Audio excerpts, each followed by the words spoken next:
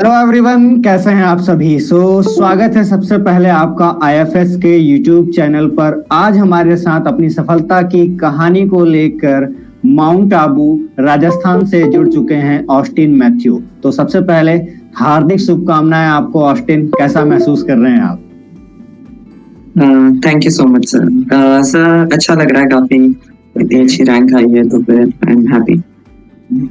इससे पहले आपने कभी और एग्जाम दिया है? मतलब मैं ये पूछना चाह रहा हूँ कि आपने कुछ एग्जाम दिया या फिर ये पहली बार था और पहली बार में ही एग्जाम क्लियर हो गई आपकी? सर ये पहली बार ही था, बाकी ऑल इंडिया लेवल पे और एग्जाम्स दे रखे हैं मैंने। डिफर था, आईआईटी जैम हो गया, गैट भी हो गया, सीयूईटी भी हो गया और आईसीटीबीएम के एग्जाम्स। तो बस मैं ये मान सकता हूँ कि आपने एग्जाम दिए हैं जिसमें अभी गैट बी और आईआईटी जैम का आपका अच्छा रैंक आ गया है, राइट? यस। जब आप प्रिपरेशन कर रहे थे तो आपको ये कैसे पता चला कि ये सारे एग्जामिनेशन होते हैं? सर एक्चुअली जब हमारा इंट्रोडक्शन हुआ था, लाइक जब मैं फर्स्ट मणिपाल यूनिवर्सिटी से करा मैंने ग्रेजुएशन, तो फर्स्ट ईयर में सीनियर से इंट्रोड्यूस हुआ था। तो फिर एक सीनियर थे, वो उन्होंने काफी हेल्प करी, काफी बताया एग्जाम्स के बारे में। उनका खुद अभी वो आरसीबी में है, तो फिर वो मुझे हर चीज बताते रहे, हर चीज गाइड करते रहे। तो मैंने सीनियर से ही गाइडेंस ली थी इस चीज की। ठीक है। आप जब प्रिपरेशन कर रहे थे तो ये प्रिपरेशन कब से स्टार्ट कर रखी थी? सर प्रिपरेशन मेनली मैंने आई थिंक सेकेंड ईयर के एंड में स्टार्ट करी थी। फिर मतलब थर्ड सेमेस्टर के बाद से ही स्टार्ट करती थी एक्चुअली। ठीक है। तो प्रिपरेशन कैसे स्टार्ट करना शुरू किया, या फिर कैसे दिमाग में आया कि ऐसे प्रिपरेशन करना चाहिए, या फिर किस तरीके से प्रिपरेशन करना चाहिए, इसके बारे में थोड़ा बताएंगे क्या? यस सर, पहले तो मैंने एग्जाम्स कौन कौन से थे वो देखा, फिर उनका सिलेबस देखा, उनका पैटर्न क्या है वो देखा। और इस चीज में मेरे को आईएफएस की बहुत हेल्प हुई थी। लाइक उनकी वेबसाइट पे एक टेबल है जिसमें टॉपिक वाइज क्या वेटेज रहा है वो सब देखा मैंने। और फिर जो हाई वेटेज वाले थे उनसे मैंने स्टार्ट किया, और पाथफाइंडर्स की बुक थी, फिर मैंने आईएफएस से प्रीवियस ईयर बुक्स मंगाई थी, प्रैक्टिस बुक्स मंगाई थी। तो फिर टॉपिक करो और प्रीवियस ईयर और प्रैक्टिस करो, और फिर बस दैट्स इट। ओके। आप जब प्रिपरेशन कर रहे थे तो घर पे रह के प्रिपरेशन कर रहे थे या घर के बाहर से प्रिपरेशन कर रहे थे? सर मेनली मैं जब जयपुर में था, कॉलेज में था, तो फिर हॉस्टल से ही प्रिपेयर कर रहा था। और हाँ, क्लासेस के बीच या कभी भी। ठीक है। तो आप रनिंग में ही प्रिपरेशन कर रहे थे, और रनिंग में जब प्रिपरेशन कर रहे थे तो कॉलेज भी जाना होता होगा, और साथ ही साथ आपको एक्स्ट्रा ये सब क्लासेस भी करनी होती होंगी, आपको क्वेश्चन भी लगाने होते होंगे। तो आप कैसे टाइम मैनेजमेंट कर रहे थे? सर टाइम मैनेजमेंट में बहुत ही दिक्कत आ रही थी, क्योंकि मैंने क्लासेस भी लिया था और प्रीवियस ईयर बुक्स भी ऑर्डर करे थे। तो फिर क्लासेस, कॉलेज के क्लासेस और ये वाले क्लासेस मुझसे मैनेज नहीं हो पा रहे थे। तो मेनली मैंने बुक्स की ज्यादा हेल्प ली थी, और लाइक कॉलेज के बीच में गैप मिल गया थोड़ा, तो फिर उसमें थोड़े क्वेश्चंस कर लिए। फिर कॉलेज से आके कॉलेज की पढ़ाई वगैरह करके सुबह जो टाइम मिलता था कॉलेज से पहले, सुबह मैं थोड़ा जल्दी उठता था, तो 4:35 अराउंड से कंटिन्यूस बैठता था 2 घंटे और क्वेश्चंस करता था। ओके। तो अगर पूछना चाहूँ कि आप पूरे दिन भर में कैसा शेड्यूल मेंटेन करते थे, थोड़ा शेड्यूलिंग बताएंगे क्या? कि कॉलेज, फिर ये क्लासेस, फिर बुक्स को, फिर पीवाईक्यू करना, और अपने आप को थोड़ा मेंटेन रखना कि टाइम के साथ मैं कैसे कॉप अप करूँ? यस सर, तो लाइक सुबह में अराउंड 4:30 उठ जाता था, और फिर उसके बाद से जो था पढ़ाई स्टार्ट, एंड वो अराउंड रहता था 8 बजे तक कुछ। और फिर 8 बजे के बाद कॉलेज के लिए स्टार्ट हो जाता था कॉलेज, और फिर बीच में लंच वगैरह हुआ और कॉलेज की क्लासेस हुई, और बीच में इवन थोड़ा टाइम मिलता था, 1-2 पीरियड ऑफ। तो फिर उसमें मैंने थोड़ा क्वेश्चन सॉल्व कर लिए एंड ऑल, और फिर शाम को अराउंड 6 बजे आते थे। फिर थोड़ा टाइम पास दोस्तों के साथ घूमना एंड ऑल, और डिनर के बाद फिर से पढ़ाई। ओके। तो कभी प्रिपरेशन करते करते ऐसा कुछ हुआ कि क्या मेरे से हो पाएगा, या फिर कहीं डर लगना स्टार्ट हुआ कि हाँ अब थोड़ा डर लग रहा है, मुझे और मेहनत करनी चाहिए, या ऐसी कुछ स्थिति बनी आपकी लाइफ में एग्जाम प्रिपरेशन के दौरान? यस, डर तो बहुत लग रहा था। और इवन एग्जाम से जो एक दो दिन पहले होता है, एक वीक पहले जो टाइम होता है, वो भी बहुत डर लग रहा था कि होगा कि नहीं होगा। बट हाँ, लोग थे, दोस्त थे मोटिवेट करने के लिए, मम्मी थी घर पे और टीचर्स भी थे ही, तो सबने सपोर्ट वगैरह किया। ओके, तो फिर और ऐसा कुछ डिस्ट्रैक्शन हो रहा था कि कभी कभी मान के चलिए आप सोशल मीडिया यूज करते ही होंगे, तो कौन कौन सा सोशल मीडिया यूज करते थे आप? सर मैं इंस्टाग्राम, व्हाट्सएप ये सब यूज करता था, स्नैपचैट वगैरह और नेटफ्लिक्स हो गया, ये सब। तो ये सब में भी तो टाइम लगता है, इनको कितना समय देते थे लगभग? सर ये ब्रेक्स में जैसे रील्स देख ली ब्रेक्स में, और स्नैपचैट स्नैप्स देख लिए सबके, तो जो ब्रेक्स था वो मेरा ब्रेक टाइम में ये सब रहता था, फिर एक फिक्स रहता था कि ब्रेक्स में ये देखो, और फिर मतलब एज अ रिफ्रेशमेंट आप यूज कर रहे थे, राइट? Yes right. तो कभी कभी ऐसा नहीं किया क्या कि मतलब रील देखते देखते एक आध घंटे हो गए, फिर उसमें रिग्रेट होने लग गया? यस सर, डिस्ट्रैक्शंस तो ऐसे काफी हो जाता था कि हाँ डिस्ट्रैक्ट हो गया या फिर कोई मूवी देख ली, तो फिर उसके बाद बस यही है कि एक टाइम पे स्टॉप करना होता है वो, क्योंकि फिर लाइक आइडिया रहता है कि एग्जाम है और ये बहुत ही like all India level exam है, हाईली कॉम्पिटिटिव है, फिर उसके लिए पढ़ना ही है तुम्हें। मतलब अंदर से वो थोड़ा रहता था कि थोड़ा सेल्फ डिसिप्लिन में थी। ओके, तो मतलब आपको समझ आ ही चुका था कि अगर ये कंपटीशन क्रैक करना है तो पहले अपने आप को डिसिप्लिन करना होगा, और इसी को देखते हुए आप डिस्ट्रैक्ट हो भी रहे थे थोड़ी बहुत टाइमिंग के लिए या फिर इन सब सोशल मीडिया के साथ, तो आपने आपको बोला कि ये सब करने से अभी कुछ नहीं होने वाला है, फिलहाल पहले एग्जाम क्रैक करते हैं, फिर हम अपनी ये सारी बातें तो होती रहेंगी बाद में, राइट? यस। ओके, सो सबसे पहले आप जब ये एग्जाम की प्रिपरेशन कर रहे थे तो आईएफएस के बारे में आपको पता कैसे चला?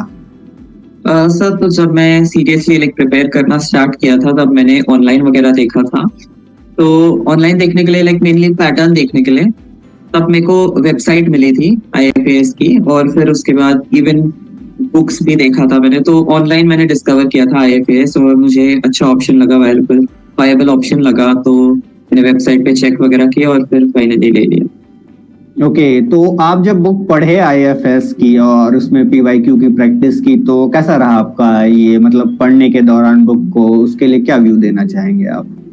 सर बुक्स मेरे को स्पेशली बहुत ही हेल्पफुल लगी, क्योंकि लाइक मेनली अगर कोई एग्जाम की बुक देखो तो उसमें टॉपिक वाइज डिवीजन नहीं था। तो आईएफएस के लिए जो बुक थी वो प्रीवियस ईयर क्वेश्चन के लिए टॉपिक वाइज डिवीजन था, तो मेनली मेरा ये था कि मैं एक टॉपिक पढूं और फिर उसके बाद पीवाईक्यू करूं और फिर प्रैक्टिस क्वेश्चंस करूं, तो फिर जो टॉपिक वाइज जो डिस्ट्रीब्यूशन था वो मेरे को काफी अच्छा लगा और वो काफी हेल्पफुल था। जब आप प्रिपरेशन कर रहे थे तो इस दौरान ऐसे कुछ घटना हुई क्या कि नहीं अब कैसे करूं, मैं क्या करूं, कुछ दिमाग काम नहीं कर रहा है, ऐसा कुछ हुआ क्या? यस सर, काफी बर्नआउट्स हो जाते थे, क्योंकि लाइक फाइनल ईयर वगैरह था और प्रोजेक्ट रहता है हमारा फाइनल ईयर में, तो मैनेज करने में कभी दिक्कत आ जाती थी, तो बर्नआउट्स होते रहते थे कि हाँ अब नहीं होगा पढ़ाई। तो उस टाइम मेनली लाइक पेरेंट्स थे मोटिवेशन के लिए, फ्रेंड्स थे, और मैं मेनली एक फ्रेंड के साथ प्रिपेयर करता था, तो हम दोनों साथ प्रिपेयर करते थे, तो एक दूसरे को मोटिवेशन रहता ही था कि हाँ चलो थोड़ी हेल्प कर दी, थोड़ी मोटिवेट कर दिया, तो ये सब रहता था, तो एक पार्टनर था तो अच्छा था। ओके, तो आपने एक सच्चा दोस्त भी ढूंढ रखा था जो आपके पढ़ाई में आपकी मदद करता था, जब आप डीमोरलाइज होते थे या डिप्रेस होते थे तो फिर उन सब से आपको आउट करने में मदद करता था, राइट? यस सर, तो हमारा टारगेट सेम था, तो साथ हो जाती थी पढ़ाई। ठीक है, सो ये जो आपने आपको जैसे ये बोलते हैं ना कि सफलता ऐसे नहीं है कि एकदम सीधा चलते चलते मिल जाएगी, तो आपने भी ऐसा सोचा था क्या कि आपको सीधा सीधा मिल जाएगा आईआईटी या फिर ये गैटबी का एग्जामिनेशन क्रैक करने का तरीका?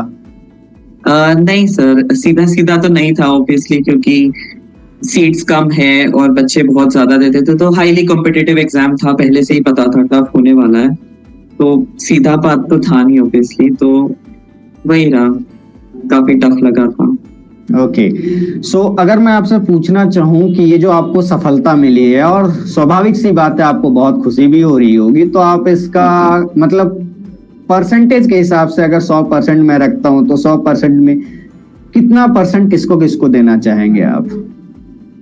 सर परसेंटेज वाइज तो आई थिंक मतलब ऑन एन एवरेज, ऐसा नहीं कि एकदम कैलकुलेशन करना है, एक ऐसा लगता है ना कि हाँ इतना इनको देना चाहिए, इतना इनको देना चाहिए, या फिर जिनको भी आप मतलब किसे डेडिकेट करना चाह रहे हैं ऑल द, मतलब यही मैं पूछना चाह रहा हूँ। सर मेनली टीचर्स है, उन्होंने काफी हेल्प करी। लाइक मेरे को बीच में कभी कोई डाउट हो जाता था तो फिर मैं टीचर्स के पास जाता था ये क्वेश्चन से, तो फिर टीचर्स बहुत हेल्पफुल रहे। फिर फ्रेंड्स इन जनरल काफी हेल्पफुल रहे, पढ़ाई में हेल्प करना, डाउट्स, मोटिवेशन, और फिर कभी बता दिया कि हाँ इसका फॉर्म रिलीज हो गया एंड ऑल। और फिर उसके बाद IFS की बुक्स जो थी वो बहुत ही हेल्पफुल रही है मेरे लिए। तो बस। ओके, सो अगर मैं आपसे पूछना चाहूँ, अभी जो आप ये एग्जाम निकाले, आपने काउंसलिंग भी भर ही रखा होगा और कुछ की प्रोसेसिंग में भी चल रही होगी IIT जैम की, तो फिर किसके तरफ आप प्रेफरेंस देना चाह रहे हैं? मतलब कौन सा आपको सबसे ज्यादा प्रायोरिटी पे रखना पसंद है, या कहाँ जाना चाह रहे हैं आप? यस सर, तो मेनली मैं गैट के थ्रू देख रहा था। ओके, और उसमें RGCB जो है त्रिवेंद्रम में है, तो मेनली मेरा प्रेफरेंस वो है, या फिर यूनिवर्सिटी ऑफ हैदराबाद भी है।